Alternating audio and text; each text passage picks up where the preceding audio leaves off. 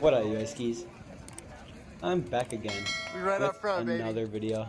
This time, I'm going to be talking about my marathon and how it went, what happened, what I did throughout, and just show you guys a little bit of the clips. I don't know if I'm going to be showing this over footage of my race or not, but I just want to show you guys a little bit and talk a little bit about what went through my head throughout the whole race since I've been talking about it for a while now. I guess starting off, I'll talk about Saturday night before. It was a lot of nerves going through my head and through my body. Honestly, I had a big meal, a lot of noodles and stuff, just to get ready. A lot of pasta. Make sure I had the carbs in me.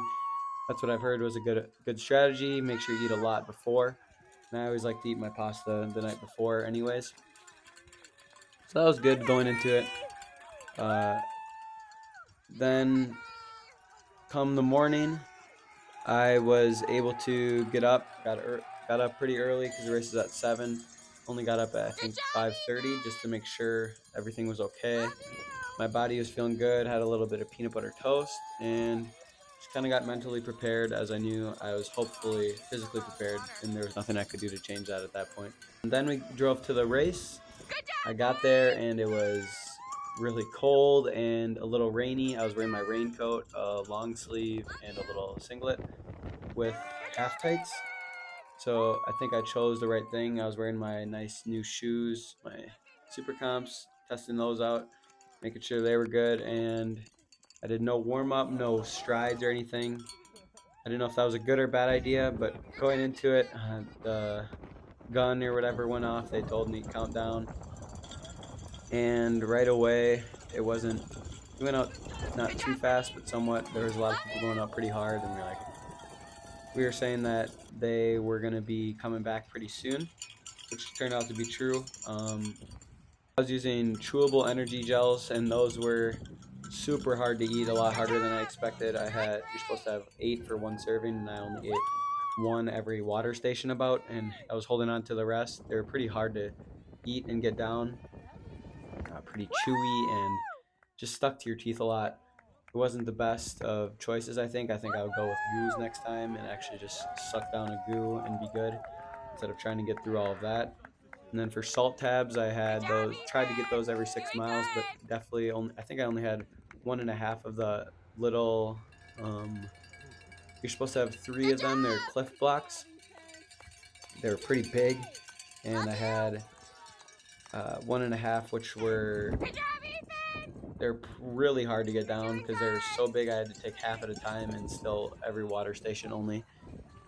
So I didn't get a lot of energy gels in me or salt tabs, but honestly, I've been through a lot of runs and long runs, so it's kind of hard to think about eating that much and going through and feeling my stomach with that. So I think it was better that I had a little bit less than more to make sure my stomach wasn't filled at the end. Going through, I ran with my boy Henry Scheit. He got me through. He got me to do this race, and then got me through the first. Right away in the first mile, I was feeling a side ache, and I never get side aches, but on Friday before the Sunday race, I wasn't even able to get through a 6 mile run.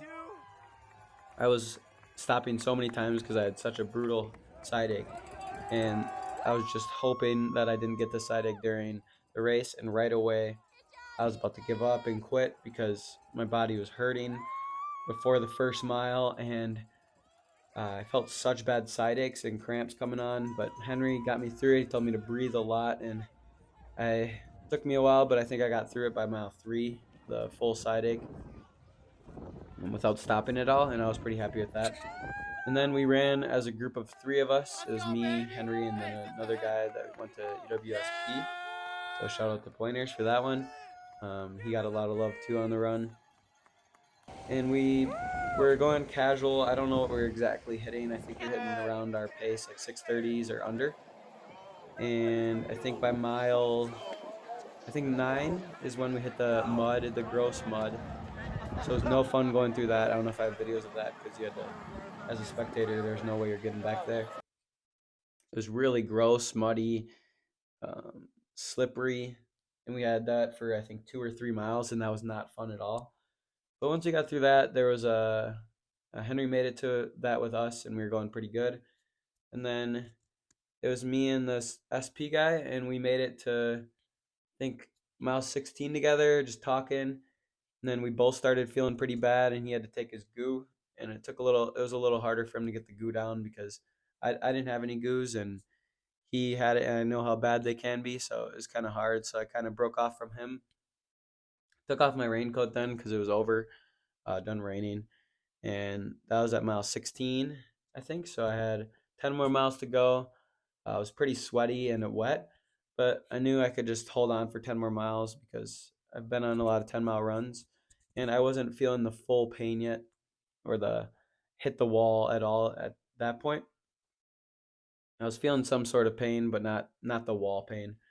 And then I think it was around mile 20, I finally looked at my watch. I wasn't looking at my watch the whole time. I was just looking at the mile markers. I was really happy with myself for not looking at my watch. And I think it was mile 20. I knew I had a 10K left, which was crazy to think. I only had a 10K left. And I tried to do the math because I looked at my watch and I saw, I don't know what exact time, but I knew whatever I did around that or for 2 more miles, if I could hold my pace, I would be good for under 3. And I surprised myself because I looked down and it was at 6 flat pace, and I did not feel like I was going that fast, and I definitely did not think I could do that uh, prior to this race because it was around mile 18 when I was my longest run ever, because 17 and a half was my race before, or my longest run ever before that. So just going through that was just a crazy milestone, and then I had how many ever more to go, 8 more miles after the 18 or 17 and a half. It was a cool experience. I looked down at my watch, and then 4 more to go. I was really feeling it, and then a lot of it was a half marathon and marathon together, and a lot of those guys started passing me. So I was really confused as to why they're negative splitting so hard or sprinting so hard at the end because I had no energy left, and there was 4 miles to go. So I looked at them, and then I had no idea what was going on with the splitting or converging of the two races. And then a guy on a bike told me I was still in third place overall, which I was really happy with. I did not think I would be able to do that. And then I think my wall was at around 23 miles, 24 miles. Those miles just felt super long. I was happy I didn't hit the wall until then because I slowed down pretty dramatically. I think I was hitting 6 flat until around then, and I was going 6:30s or even above that at the end of the race. Then I finished at I think a 2:42:54, and I was really happy with that. I never thought I would be able to go that fast. I thought even a 6:35 pace for 26 would be brutal, but the 6:14 pace that I ran was very hard and definitely took a lot out of me. But I think it was a very doable pace as I showed, and I was really happy with my race and Henry Scheidt's race. He did amazing too. I was happy with all three of us that went through it together. Um, just a great overall race from everyone, and I was happy to be there, and I was happy that I made the choice to do the race. I think with the 2 miles to go, I was really concerned for myself. I was really just hoping to get through it. I was thinking, even if I run 8 minute mile, I'll be good. I'll be under the 3 hour mark, but I was saying I still got to finish strong. Can't just end like this. So I tried to stick it out. I was really fading in and out, and I didn't. I like to do that sometimes, but I was just trying to finish the race and didn't want to pass out or anything. So I was happy with the ending, and then I was very, very worn out and tired and sore right when I started walking around. My parents and a lot of others were helping. It was really nice.